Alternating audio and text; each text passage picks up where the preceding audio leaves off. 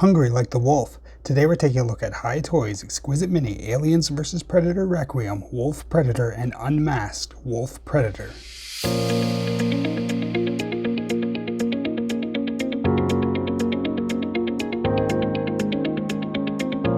Welcome back. So today we're going to take a look at the final two versions of the Wolf Predator from AVPR. We've got the masked and the unmasked version. We've already taken a look at the battle damaged version. If you want to see that, I have it on my channel. So looking at the packaging, we have our Windows box here. Move around to the side, we have some pictures of the figure on the back, plus a little bit of legal information from Hiya Toys. Now before we get this guy open, I'd like to ask you to like, comment, and subscribe on this video. It really does help me out. So without further ado, let's open up the Wolf Predators. So with both Predators out of their packaging, we'll start by measuring them up. They stand about 4.5 inches tall, or about 11.5 centimeters. So these two are essentially the same figures, just with a different head, and they do come with the exact same accessories. So here they are. You do get the Hiya Toys base here with the peg. Using these two included clips here, you just slot them into any of the sides, and then you can attach them to another Hiya Toys base to form a more solid diorama there. You also get the fully extended version of his spear. Good paintwork on there. Same as the spears we got with the AVP1 Predators. You also get the Shuriken in its fully extended mode.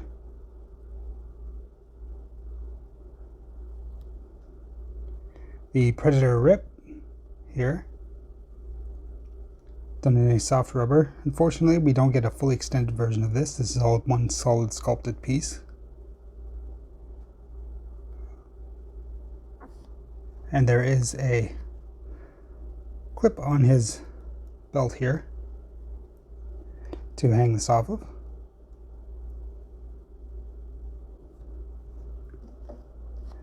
We also get a splayed open left hand. Nice detail on the glove there. And a relaxed right hand. Looking at the masked version of the Wolf Predator, I really like his biomask here. Really heavily damaged from years and years of battle. The kind of sharp ridges along here, like it's almost a weapon in its own right here. Really cool looking mask. You can see just a little bit of his lower mandibles poking out there. It's got some nice long dreadlocks here. Great gold color, or kind of a copper color for the braids and everything on there. This guy is dual wielding, so you do have two versions of the Plasmacaster. They are articulated, so you can move them up and down there, like that. And on the other side, a different one.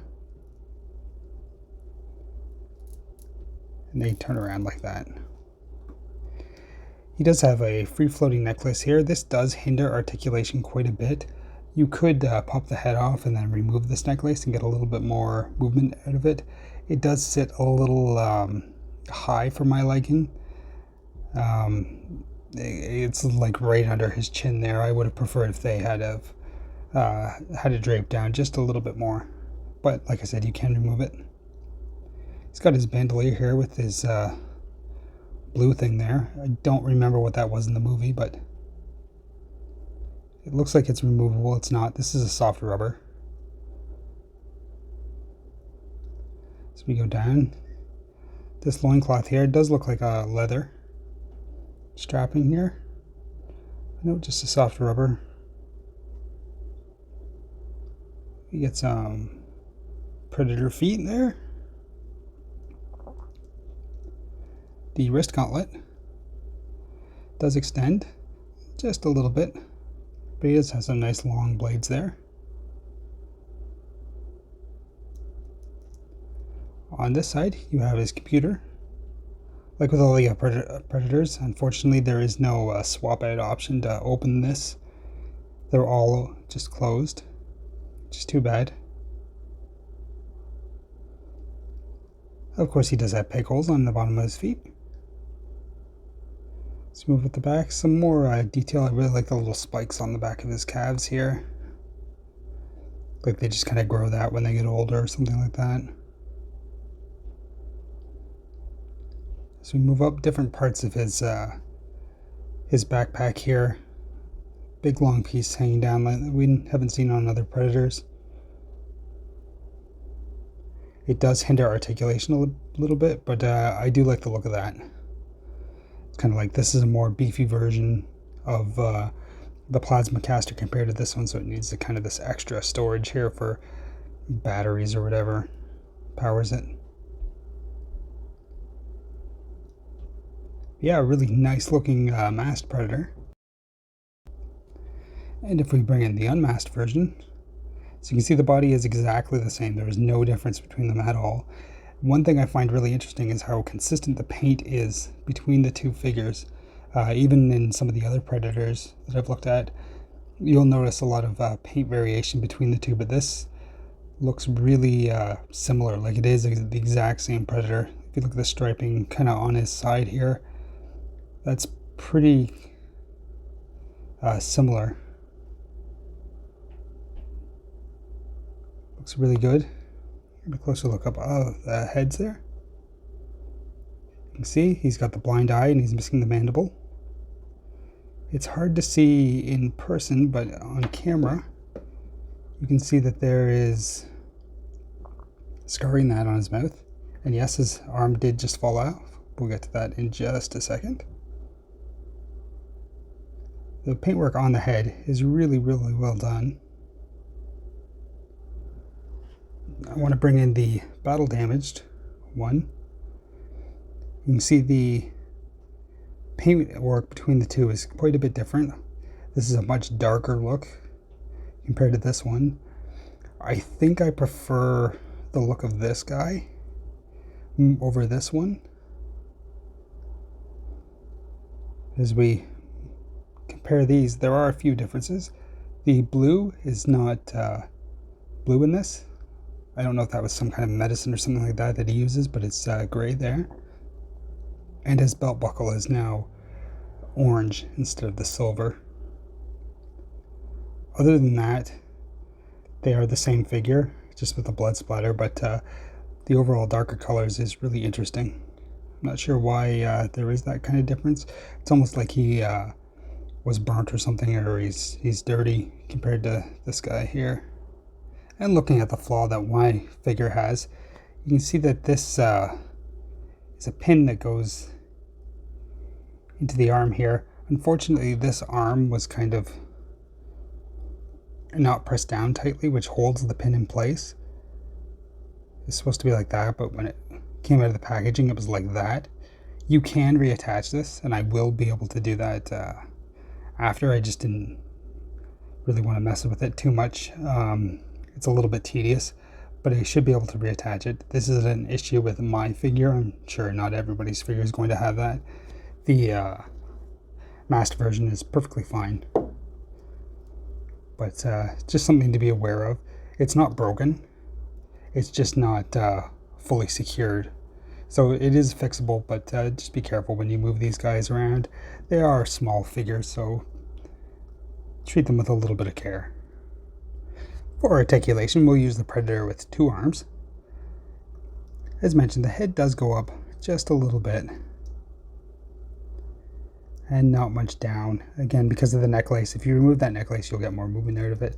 But he does have the ability to look left and right, and he does have a little bit of a rock there. The arms raise very well. There is a cut, or sorry, they rotate at the shoulder there.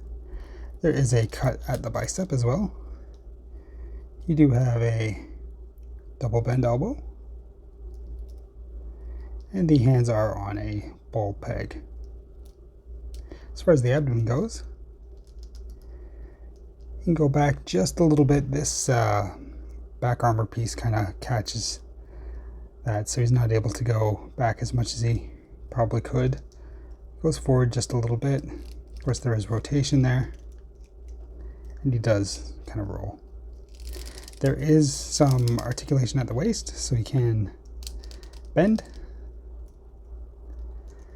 The legs are able to spread a very good amount. Goes back just a little bit, but can kick forward about like that. You might be able to get them a little bit further, but I don't want to force it.